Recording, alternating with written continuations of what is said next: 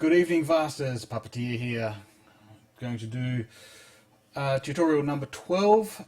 This one's not being live streamed like I have in the past.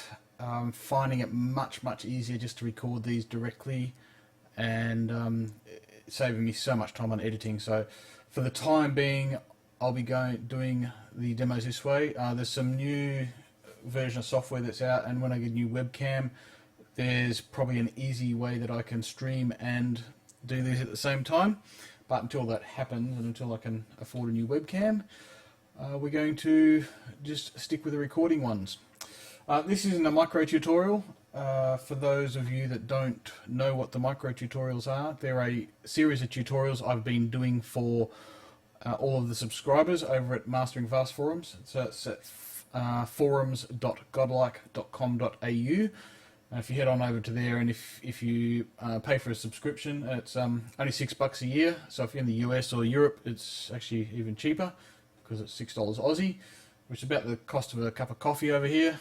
So yeah, that signs you up for a year, and that helps keep the forums online and helps me keep doing these type of tutorials for you guys. So I hope you enjoy it and get something out of it.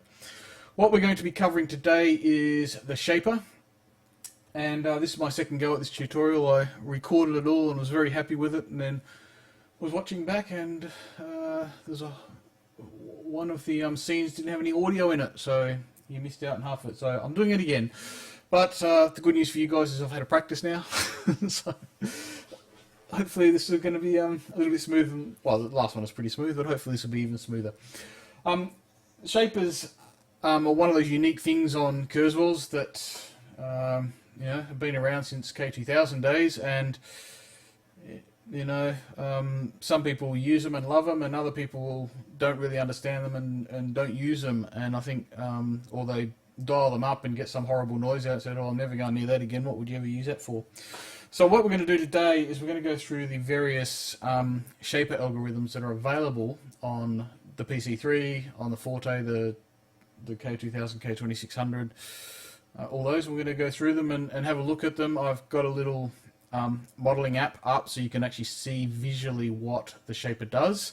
I will make this available initially to subscribers only. I'll see what the response is and how it goes. I may release it publicly, but no guarantees on that at the moment. I'll just see how I go. I need to make sure that I have secured the equations and stuff like that, because I really can't share those, but you can certainly see the results. So let's get into it.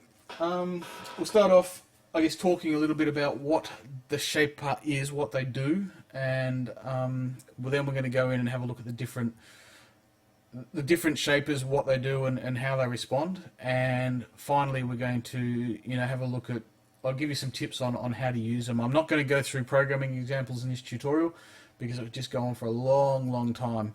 But I am happy to field questions either through the comments on YouTube, but preferably over at the Mastering Vast forums, because it's a little bit easier to follow and it keeps everything organised a little bit better. But either way, if you're not a member and you don't really want to sign up just to post a question, then sure, you can post it on the video comments and I'll do my best to get back to you. So shapers essentially are just a signed lookup table.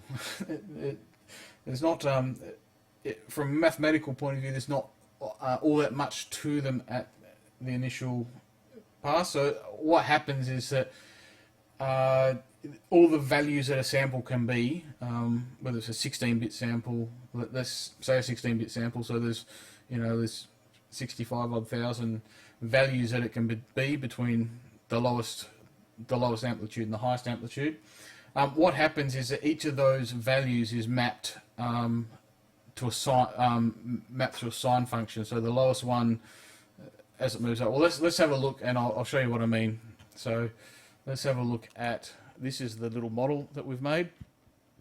Okay, unfortunately you can't see my cursor, but you'll see little things pop up as I go through. So essentially what you've got is the blue lines that you can see there are the input values. You can see there's like a saw wave, and it starts at -1 and goes all the way up to +1. So they indicate negative full scale and positive full scale. And across that, the output makes a sine wave, and the sine wave's got 4 times the frequency of the sawtooth wave, and that's how it's mapped. So there's 4 sine cycles within within the input going from -1 to +1, and essentially all it does. So if let's say if we have a value of 0, it's going to look up on the sine lookup table. Oh, if I get an input of 0, I should output wherever it is on this graph here. So in this case, it's also a 0.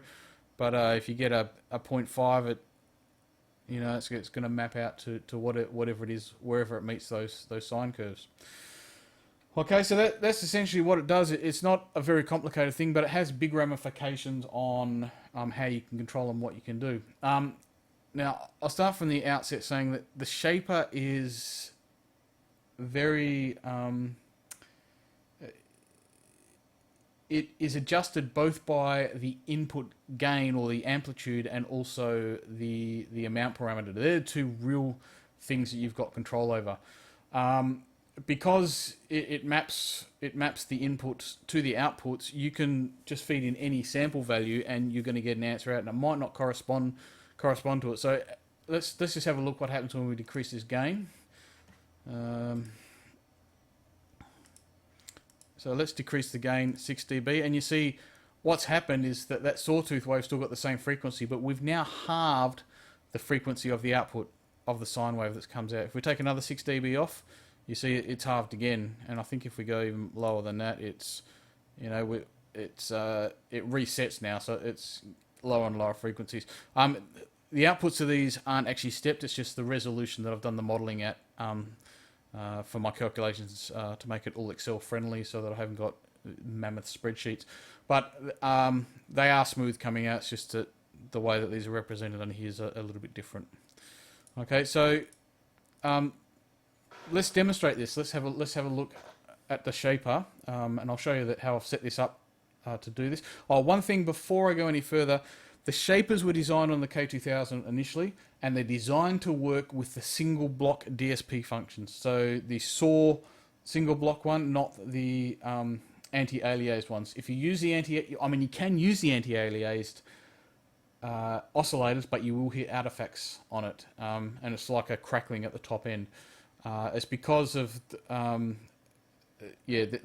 they're made to match the original single source saws and triangles and sines. So that's what you should use for the best results. Okay, let's have a look at the PC3, and I've done up a whole bunch of demos here, so I'm not going to go through and program all of these. I'm just going to show you what we've done. Okay, so let's just ignore that for the time being. We'll go to the algorithm. You see we've got a saw, the single block saw, going through nothing, and then it goes to the shaper. Okay, and let's go and have a look at what we've done in the DSP. So this pad parameter here on the saw is analogous to that the input gain that we had on the other spreadsheet. We've got, and down here we've set the shaper amount to 1, which was the same as what we had on that spreadsheet. Okay, and this runs the default value where everything goes. So what I'm going to do here, just so you can hear the difference, I'm going to duplicate this layer, and then I'm going to press the solo button, which is the Q access button on just to the left under the mode buttons, just so I can solo the layers and scroll between them. Where are we? I think I've gone past it, have I? I have duplicate layer, there we go. Okay, so what I'm going to do in layer 2 is I'm going to turn off the shaper.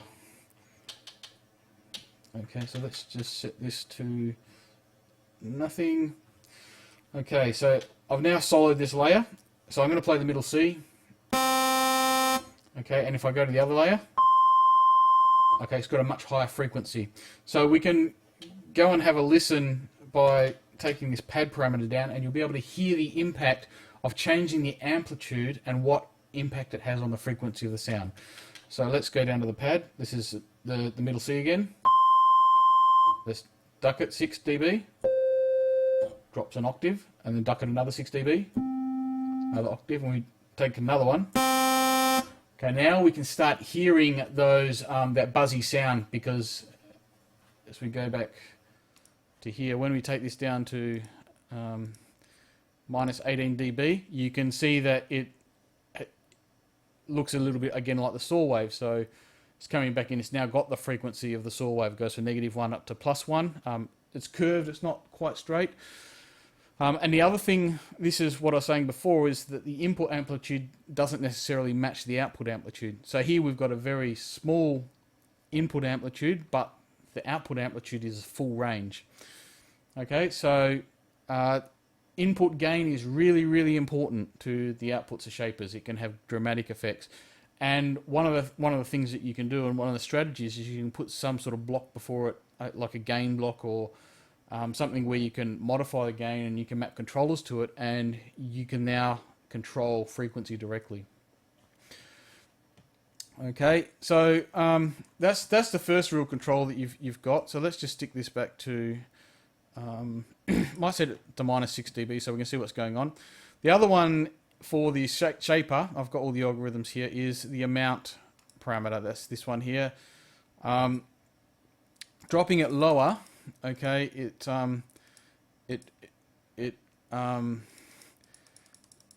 can see that you've got in the middle there, like where it's sort of stretched, so it's not seeing it all together. So let's set this up on the PC3, and you can have a listen and see what the impact is.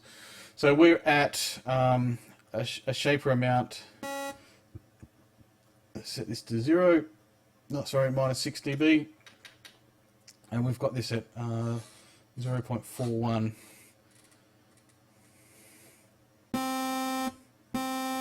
Okay, so it's still a bit buzzy. And drop it a bit lower. We're at, so let's just have a look at 0.175. Let's have a look what that looks like. So it should sound pretty much like the sawtooth.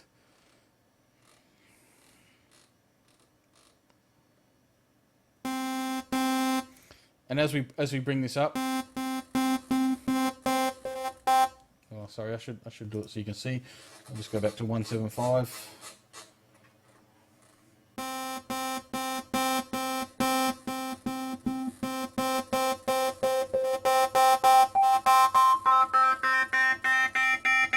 So as we go higher and higher, we're getting more and more of those overtones, and they get a high frequency. So you can see that here as we start bringing this up. Right, you can see now it's starting to get discontinuities into it. Okay, you're getting all, and as we start going higher and higher, what you start seeing is that you get gaps in the middle where you get flat parts. And again, where you've got sharp corners in waveforms, you generate a lot of extra harmonics, and that's what we're hearing here as we bring this up. So the shaper, the normal shaper, the maximum amount you can have is 4. And that's sort of 4 times, but there's only 4 wraps of the sine wave in here, so you can't. So when it goes outside of that area, it just pins at 0. Okay, but again, it generates some interesting sounds.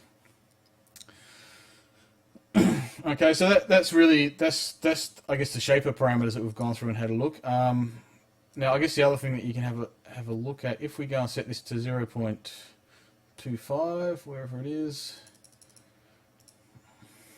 and we set this to a triangle wave, okay, what we see is that we're getting like a sine-like output. So we've got -6 dB here. If we take this up to 0, you'll see that it gets these nice little peaks in it, but if you take it back to -6 dB, you get an almost sine-like wave.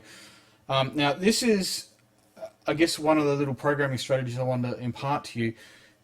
If you keep the input gain on the K2600, this is much easier to do because the gain structure is pretty linear, and you can just dial in a -6 dB gain into the shaper itself. There's a parameter there. On the PC3, there's all these different stages have got pads and stuff like that, so that the gain structure is all very different. But essentially, if you can bring this in at -6 dB input gain into the shaper, and as long as the input signal into it is continuous, i.e. there's no jumps like a sawtooth or a square, your outputs, and as long as the amount is less than 1, your output is always going to be continuous. as well. So let's just put this at 1. You can have a look. This is sort of the extreme case. Oh, well, that one's not quite true. There, sorry about that. All right, in a lot of cases it is, I should say. So that one there, because it peaks up, the peaks up here where it wraps to,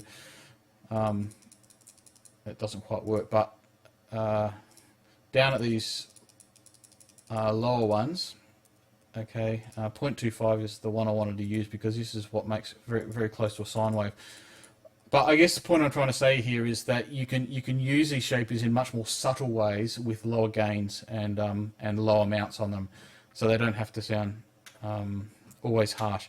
Okay, so what we're going to do, let's just have a look at this demo. Oh, hang on. I didn't switch it across, so you didn't see all the stuff I was doing on the other screen. Let me just quickly show you again. So I've got the triangle wave here. I've set it at -6 dB, and the amount is at 0.25.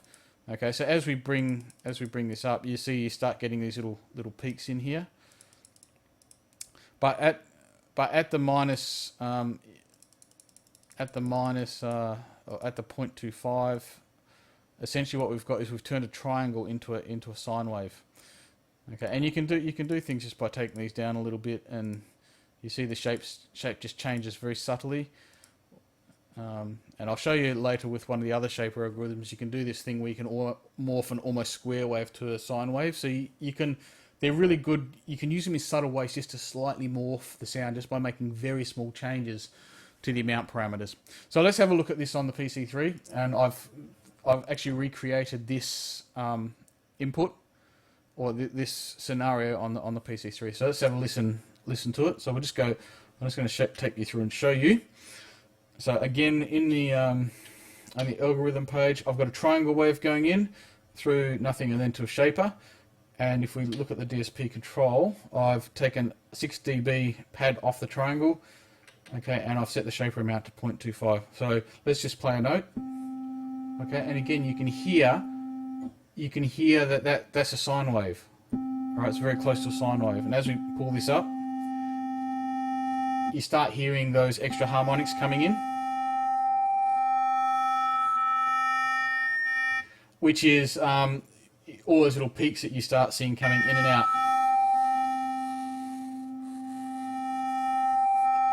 And again, if we go back up and we increase the amplitude, okay, again, you can hear that sort of harshness from all those, those extra harmonics that are generated from all those, those hard corners that get generated. Okay, so that's another little strategy that you can use. Is don't just look at the sawtooth, but you can have a look at things like. I guess what I was trying to show here is that triangle wave, because we've taken it to the half amplitude at -0.5 to 0.5. It's actually just operating in the same region as the -0.5 and the 0.5 of the saw wave, but you can generate that same sine output out of it. So we've reduced the amplitude, but we've still generated the same output as what the sawtooth was by going up and back with a triangle wave. Okay, so other strategies use these sort of simpler programs. Now, another really good thing that I've found with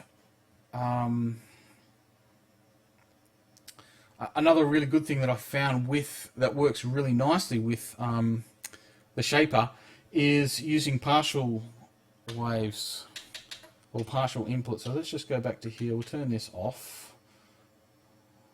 Okay, and let's just change the key map. Okay, to some of these partials.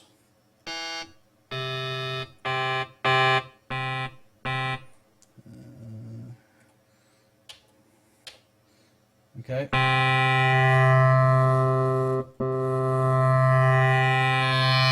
Okay, so they're nice controllable sounds. Now the shapers are imparting all these extra, frequencies into here, but it's nice and quite controllable, and as you ramp it up, you're not getting any real big surprises there. It comes from more of a mellow sound to a bit more of a sharper sound.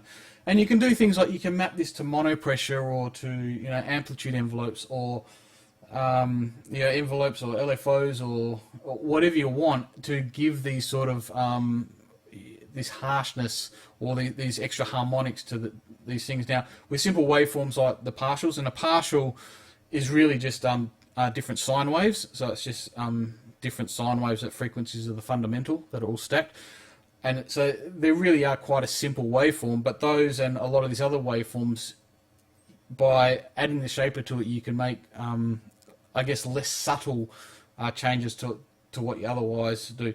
You can just turn these shapers on. I mean, there's a few ways you can use shapers. The first one is to be subtle, and that's to, go low on the shaper amount, go low on the what you drive into it in terms of the amplitude. The other way is just to turn these things up and just turn them into distortion machines and add lots of high frequency distortion. It just really depends on what your music calls for, or what you want to do with them, but they're really the two sort of modes that I work with shapers. Okay, so let's go and have a look at some of these other shapers that we've got. Okay, so we'll go back to our little model. So I've modeled all 4 shapers here. Now shaper 2 is not available in the PC3, but I'm going to show you how you can build it in just a second.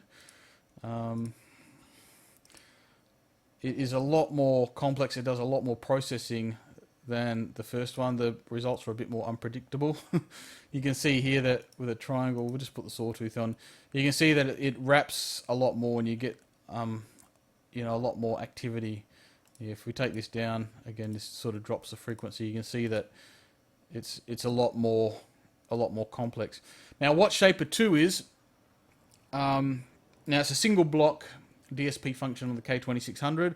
On the PC3 you need to build it with 2 shapers, but it is just that, it's 2 shapers. The first one goes through at whatever you dial up as the adjust amount, or I think it's called adjust. The second shaper is 0.75 times that adjust value, and it's different to just having one shaper with a value of 1.75 in it, because what happens is you do a sine lookup with one adjust amount, and then you do another sine up lookup from the output of that one, feeding into another one to do the second part. And let's just have a listen. So what I've done is I've done the shaper 2 emulation. So I'm going to show you how to do that. So if you follow through here, let me just go back so you can see what I'm doing. I've just done shape 2 emulation here. I might post this sound up actually, or if I remember to do. If it's I'll post it up for subscribers to have a listen to, or basically just so they don't have to build it themselves. So what we've got here is we've got a saw. We're going through 2 different shapers, and that's all shape 2 is. It's a saw through shaper 1, then that shaper 1 gets sent through to a different shaper. Okay, now I've got 2 layers here, so let me just put solo on. And what I've done is the first one I've set these manually at 4 and 3. So 3 is 0.75 multiplied by 4. So it's 3/4 of 4, which makes 3. And so that's what the ratio is. But what I've done on the second layer is that I have mapped these across most of the range. So the lowest value you can have for the shaper is 0.015. And the shaper amount for shaper 1 should therefore be 0.020. Okay, now what I've done is on the DSP mod pages for these 2, I have using the mod wheel to go up to a value of 4 at the maximum depth, and for the shaper 3 it goes up to 3. So let's have a listen. This is assigned to the mod wheel, so let's have a listen and see what it sounds like.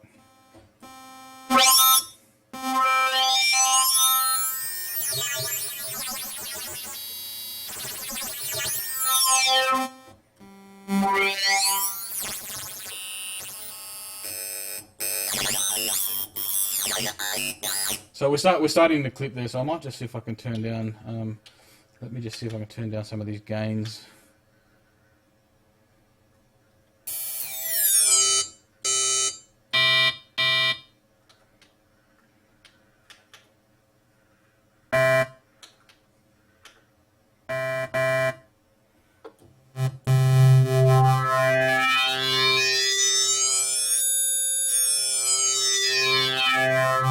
Okay, as you can hear, it's a lot more of a brutal sound. There's a lot more destruction of, I guess, of the sound going on in this instance, and that is because it's been shaped twice, and that's what it is.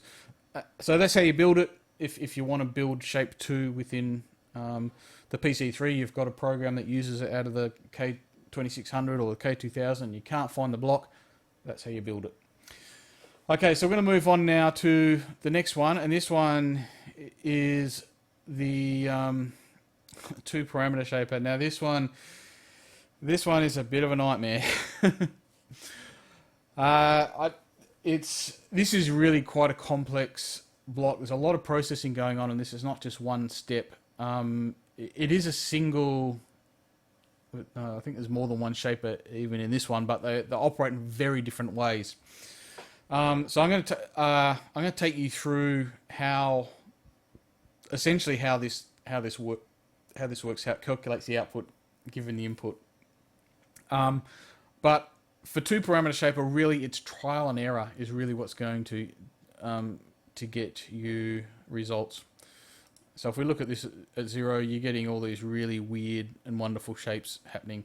Now 2-parameter shaper is one of the ones that I was saying that you can turn the triangle wave from a sort of square into a sort of sine shape. And I'll show you how to do that in a sec. Alright, let me explain what's going on here with this calculation to get the output from the input. Now, you can refer to the K2000 and the K2600 manual about how... Oh, pardon me, I've got the hiccups. I'll try and persevere. About how this is calculated, and the description is actually wrong. So it's got a few clues about it, but you can't work it out from the description. Okay, so what we do is you've got 2 parameters. You've got odd and even. Okay, now the odd parameter is in decibels, and the even parameter is in decibels.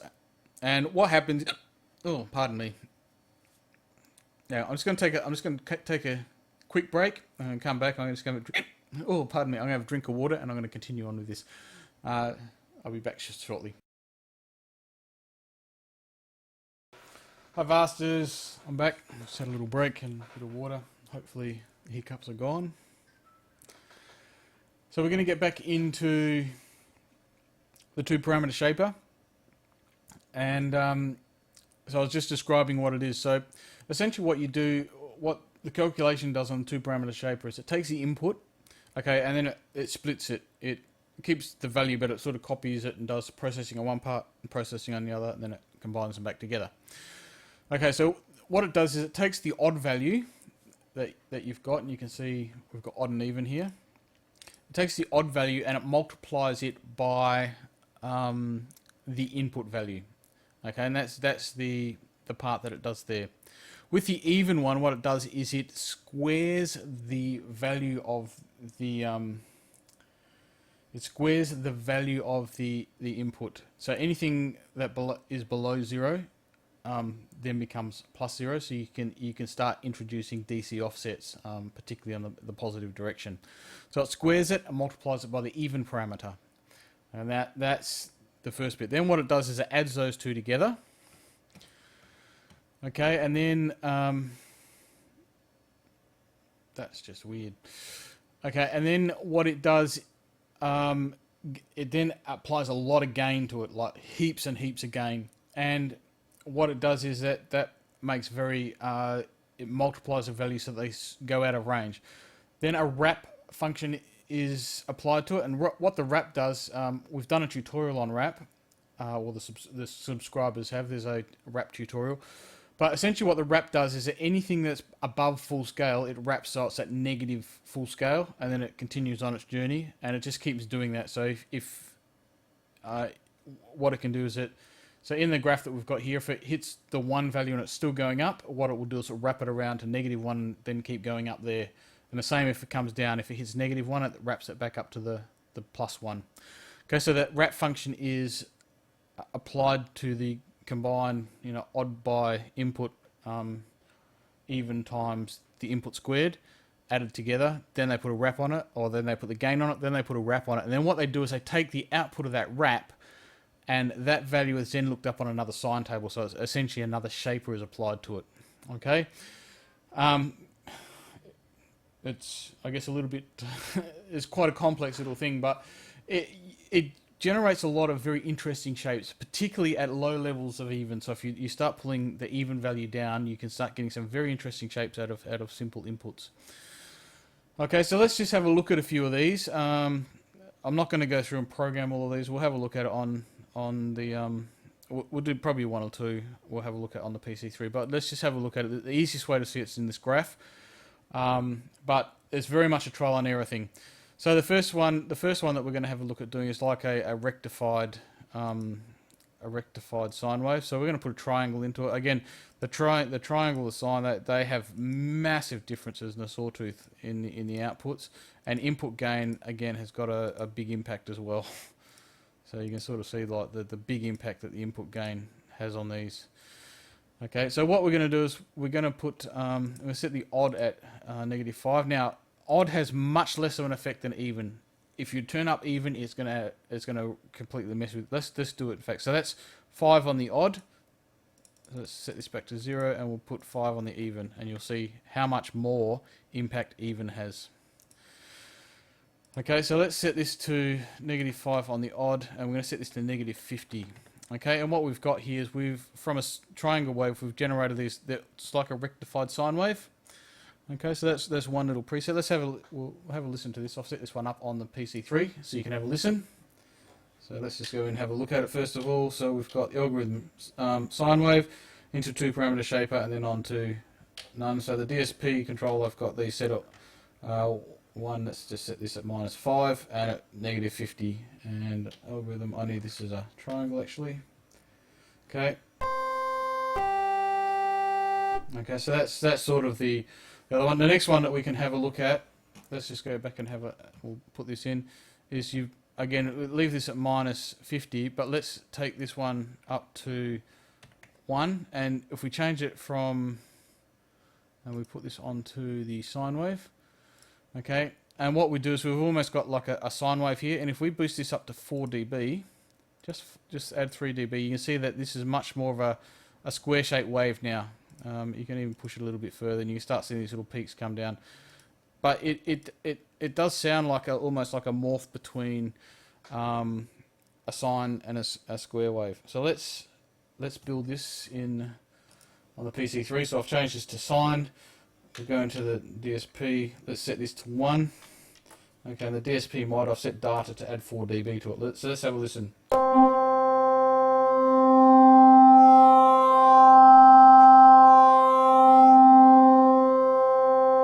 Okay, so you can sort of hear that subtle changing as that shape changes. So in a lot of cases, the 2-parameter shaper, setting a low amount of even and then do subtle things with the odd can have quite a big impact. Okay, and you can sort of see as it goes up, you're getting more and more harmonics as you push these up. So, but increasing it even can have absolute drastic results. So if we push this right up, you'll just sort of see how much high frequency content is generated. It's just like a noise, and you can have a listen. So I'm just going to push up it's the same sound that we just had. I'm going to push up shaper 2.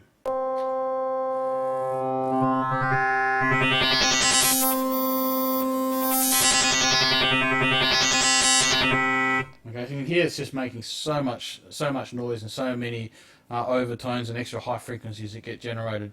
So this one's one to sort of go easy on, but if you want to completely destroy sound, this is certainly one way that you can do it. But I guess the thing to understand with these is the outputs look absolutely nothing like the inputs, and you can put a very low amplitude in and get a very high amplitude out, and vice versa. You can put a very high amplitude in and get a low amplitude out. The gain will change the frequencies. But hopefully this is giving you a little bit more of an insight into what the shapers actually do. Okay, so I'm just going to run through, I guess, a few of the applications and how to work. Some of this we've covered before, so it's going to be a little bit of a summary for you. Actually, but before we do that, I'm not sure if I showed you these. So this is with. I'm just going to go back and show you the impact of even on here. So as we pull this off, I can't remember if I showed this to you or not. You can see how much of an impact it has. It generates these massive amounts of high frequencies, and whereas this one here is the odd parameters nowhere near as bad. Okay, so I guess a couple of things of how you can use the shaper practically in your programming.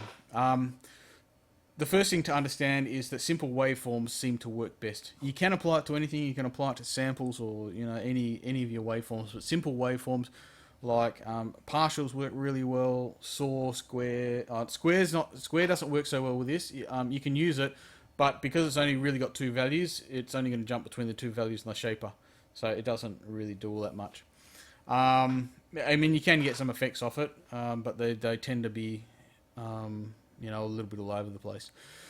Pastorals work really good. Simple sound, like things like saxophone and some of the simple brass type instruments or a solo string, for example, at low frequency, they generally make sounds that can look quite simple. So they can be candidates for it as well. And use the anti-aliased versions of the single block oscillators rather than the nice big juicy ones, the anti-aliased ones, because they're definitely gonna have an issue. Actually, there's one algorithm I haven't taken you through yet. I'll do that in a sec. But let me just show you on this one here the impact of it. So I've got the saw wave here, and this makes the sine wave. Let's put the 2-block saw in, and you'll hear that artifact at the top end, that sort of crispy noise. That's from the anti-aliasing that does that. So they don't work as good as the single block ones for this application. Okay, actually, there's one more filter that we haven't covered, and that's the Super Shaper. So let's have a look at that. What the Super Shaper is it's essentially a shaper, but it's got 8 more wraps of the sine in it. So the normal shaper, the sine lookup table goes over 4 periods of the sine wave. With the Super Shaper, it goes over 32. There's 32 wrappings of sine in there. So you can push up this amount much more, and that's why I think I've got... Oh no, I've only got it up to 4 here. It can actually go much higher than that. Yeah, it can go much higher than that. It can go up to 32. Let me just... yeah, it can go up to 32. Let me... Hang on, I'm just going to pause this for a second. I'll be back in a sec. Hi guys, sorry about that. I'm back. I've just fixed up that little problem, so now it maps properly. Okay, so what I was saying is you've got a lot more wrappings of the sine wave. So I'm going to demonstrate that. You set sawtooth, the Super Shaper, and you've set the amount to 2. And what you can see with the Super Shaper, it's just a sine wave all the way along. Now on the shaper itself, you can see there's these big flat periods, okay, because you've got 4 wrappings there, whereas on the Super Shaper you've got, Super Shaper you've got a lot more. Okay, you've got, I think it's 8. Anyway, it's four times as many, and also the value goes much higher. These go up to 34. I think on the K2600 it goes up to 48 times, which is like lots and lots of shaping. And you can sort of see that it gets lots and lots of really high frequencies. Now, one thing that it doesn't, when you feed it like a sawtooth wave into the program effects on the PC3, it doesn't map. It's the same on the K2600. There's no difference here. It doesn't sound like, you can't just produce a sine wave. There seems to be some sort of internal mixing or bypassing there. So we'll have a little listen to it. Okay, so let's just have a look at, this is one of the Super Shaper. I'll show you what I've done, how I've programmed this to get it into the Super Shaper. So I've just set this to saw. Okay, so, but I've got a saw key map, so it doesn't really make much difference. But in any case, on the algorithm, we've got a saw, no DSP processing, and then what I've done on the program effects, I've just made a Super Shaper. So you can find that on 319. It's an effect called Super Shaper, and I've gone in and modified it so it's 1 times. But as you pull it up, you see you quickly run out of gain, and but you don't get that same sine wave. You probably can if you get the gain exactly right, but I just haven't sort of been able to do it and work out the exact gain structure. But so you seem to get that sawtooth coming through. You don't just get the sign. So it's a little bit more complex. Again, a little bit of a trial and error thing. But it's good on things like drums. It just really it can smash drums up and give it a lot of high frequency content that it didn't have before. So it's another one on the Arsenal. It's only available in the effects on the effects bus. It's not available under the DSP, unfortunately, within Vast. That would be really cool if it was. But yeah, basically it's just exactly the same as the Shaper. You've just got lots more amount of sign wraps, or the lookup table for the sign is much bigger, essentially. Okay, guys, look, I hope you've got a bit out of this and learnt a little bit about Shaper. Sorry about the interruptions to it. I caught the hiccups from somebody. I don't know who. But I just had to fix a few things up. What I'll try and do is I'll try and make these modifications to this sheet and pop it up for everyone, or for the subscribers. This tutorial is going to be public. I'll probably put out subscribers a little bit earlier and then to the general public. So this is one of the, I guess, the longer form tutorials that I've run, and yeah, hopefully you've got a little bit more of an appreciation about the Shaper output, or what the Shaper can actually do and what you can use it for. There's a couple of other things. I'll just run through them. I was going to go through that summary before I got to it. So simple waveforms work best. To use the gain to use the Shaper subtly, duck the gain. It's harder on the PC3, but on the K2600, a -6 dB will tend to make continuous inputs, continuous on the outputs as well, which means that there won't be breaks in this thing. So if you put a continuous waveform in, like a sine or a triangle or something, you're not going to get a sawtooth out, for example. Okay, and trying to keep the Shaper amounts less than 1, so that'll make more subtle things with 2 parameter Shaper. Keep that even, nice and low. Okay, it will affect frequency and gain. Higher gains will push it to areas where you start getting flat spots, and where you get those flat spots, you get, you know, corners in the corner in your spectrum, and a lot more frequencies are going to be generated. Your gains also, changing your gain can also change your frequency. Above 1 times, you're going to start getting breaking up of the waves. Sometimes that's nice, sometimes it's not. Values close to 1, it acts a bit like a sync wave doing resets. So that was, we saw that with the, actually, I don't know if I showed you that.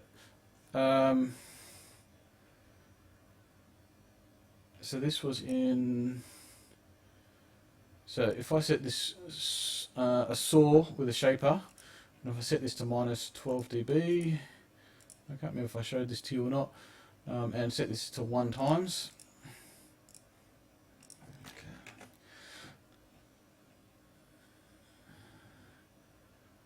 So as we start increasing this slightly, okay, you're going to see that you're starting to get, you get these resets in this. So it's almost like a sync sine wave. You get this, the hard sync saw waves. This is like a hard sync sine wave. You can create some interesting sounds like this that you wouldn't, you know, normally be able to do. But that's a good area to start there if you wanted to do that. Another thing you can do, I did mention this, you can assign it to things like monopressure. Actually, sorry, let me just show you what I was doing. I had it on the wrong screen. Okay, so I've set this to -12. So if I take this back to 1, you see that it's basically a sine wave. But as we start increasing this, you see you start getting like this sort of sync wave, you know, this sort of region where a bit like a sync saw, but it's actually a sync sine. Sorry about that. And yeah, I guess you can assign it to monopressure or through envelopes and stuff like that. So when you hit the key and it just gives that monopressure, you can just get that short burst of some sort of distortion before it, which can be useful if you need a little bit more impact in your sounds. The other mode with it, as I mentioned, is Destructo Mode. Just turn it up, distort stuff, and get lots of high frequencies generated. You can get some really interesting overtones. You can get carried away with it. Sometimes it just sounds really bad, but it, you know, if you're doing, you know, some noise, if you're a noise artist or you're like agrotech or something like that, and you really want those really hard aggressive sounds, certainly the Shaper can certainly cater for that. So guys, look, this is the end of the tutorial. Thanks for tuning in and listening. I hope that you've got something out of this and understand the Shaper a little bit better. Yeah, look, if you want to see more of these sort of things, or you want to see the micro tutorials, certainly hop on over to the forums. So it's forums.godlike.com.au, and yeah, to get we really appreciate anyone that subscribes and pays the $6 a year. It really does. That's what the entire thing that's keeping the forums online is users, subscribers. So if you want to see content like this, if you want to join the discussion and help us out and help keep this sort of content coming, then please contribute. But you're free to come and join as a free member. You don't get to open the door to the mahogany room and get in and get all the real good goodies, but there's still a lot of really good stuff there, a lot of tutorials, a lot of videos like this available for the free membership as well. And most people join up for free, and the ones that get a lot out of it and that are usually pretty happy to pay a bit of money and get the extra bits and pieces. But look, it's up to you. The videos are put up free anyway. So enjoy it, and thanks for tuning in. Talk to you soon.